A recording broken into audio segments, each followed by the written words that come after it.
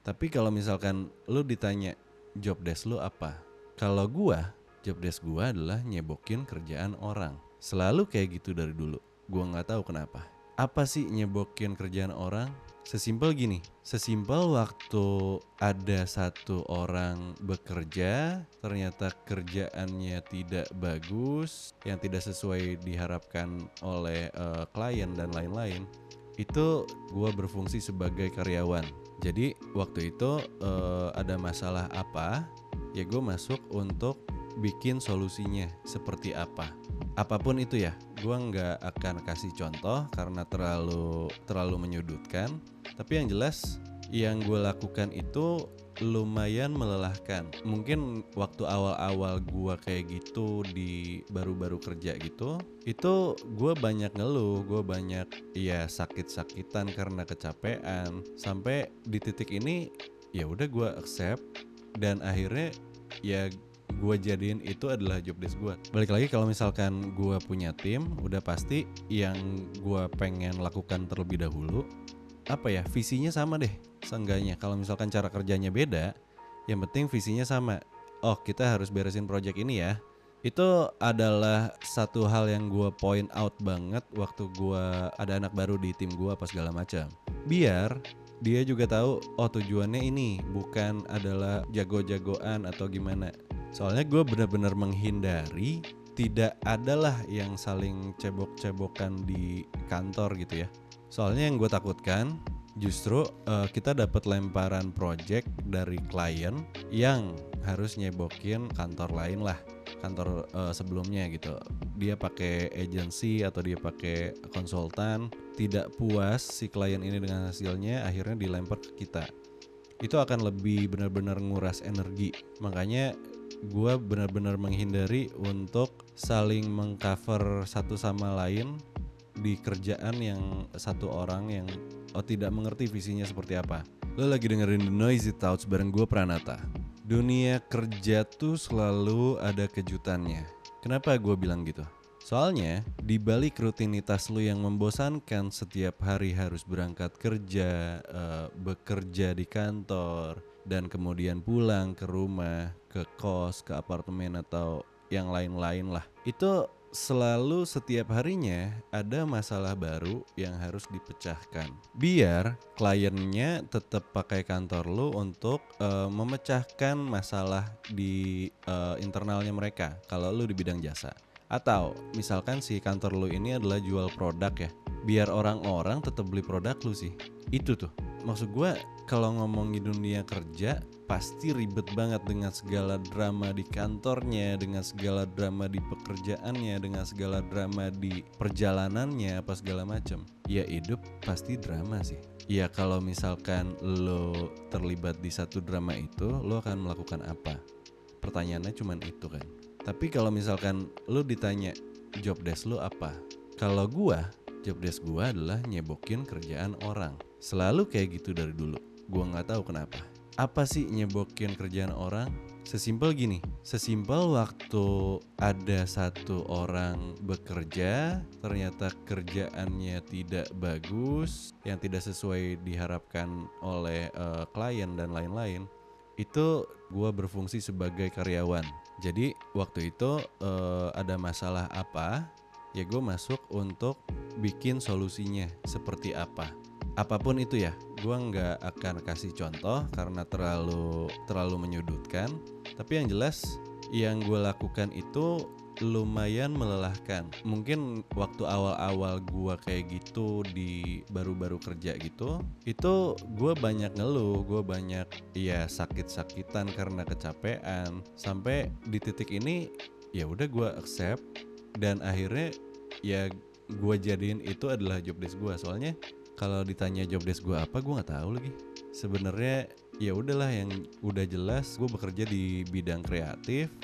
Apapun yang di dalam situ harusnya gue mengerti dasarnya.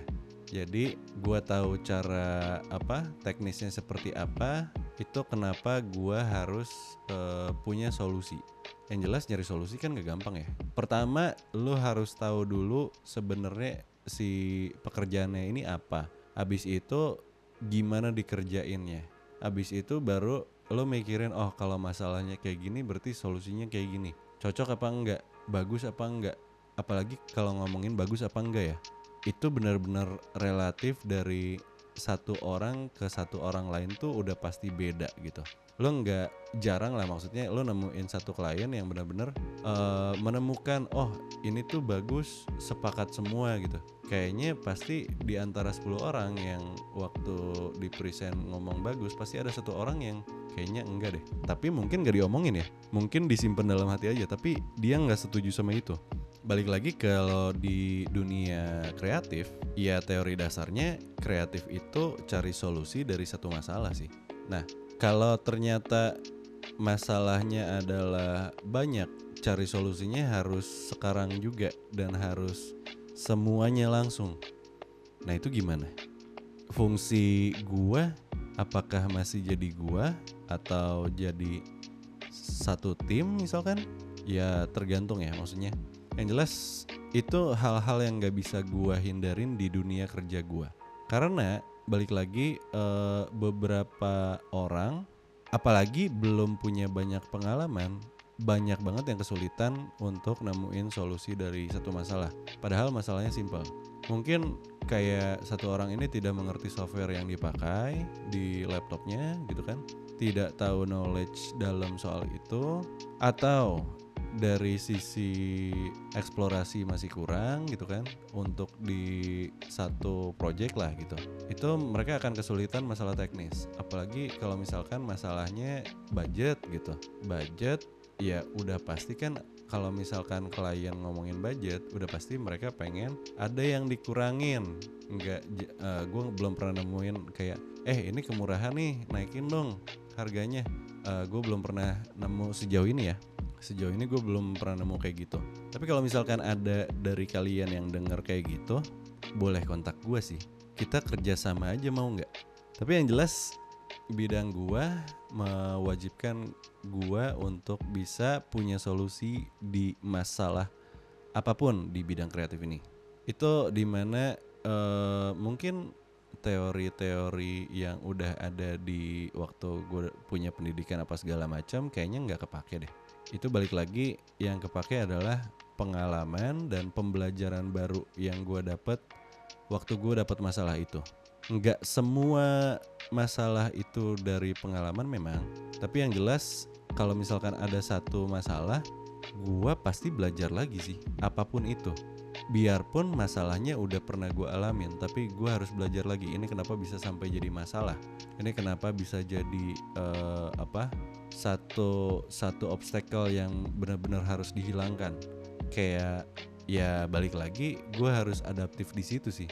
Gue nggak pengen stuck dan kayak kalah jauh banget sama si fresh graduate atau ya junior-junior yang udah baru kerja gitu. Kalau ngomongin teknis, gue yakin yang baru-baru lulus apa segala macem pasti lebih jago. Tinggal gimana cara ngasahnya aja nih. Balik lagi kalau misalkan gue punya tim, udah pasti yang gue pengen lakukan terlebih dahulu, visinya sama deh. Seenggaknya kalau misalkan cara kerjanya beda, yang penting visinya sama. Oh, kita harus beresin project ini ya. Itu adalah satu hal yang gue point out banget waktu gue ada anak baru di tim gue apa segala macam. Biar dia juga tahu, oh tujuannya ini bukan adalah jago-jagoan atau gimana. Soalnya gue benar-benar menghindari tidak adalah yang saling cebok-cebokan di kantor gitu ya. Soalnya yang gue takutkan justru kita dapat lemparan project dari klien yang harus nyebokin kantor lain lah, kantor sebelumnya gitu. Dia pakai agency atau dia pakai konsultan, tidak puas si klien ini dengan hasilnya, akhirnya dilempar ke kita. Itu akan lebih benar-benar nguras energi. Makanya gue benar-benar menghindari untuk saling mengcover satu sama lain di kerjaan yang satu orang yang tidak mengerti visinya seperti apa. Kalau misalkan dia si satu orang ini mengerti visi dari timnya apa segala macam dan masih ini tidak sesuai apa segala macam, itu nggak apa-apa dibantu. Tapi kalau misalkan ternyata missingnya adalah divisinya, itu benar-benar harus disamain sih. Kalau nggak repot. Kalau nggak nanti kerjanya 2 kali, 3 kali, 4 kali, 5 kali, 6 kali. Capek sih. Masa nggak mau liburan? Masa kerja terus sih?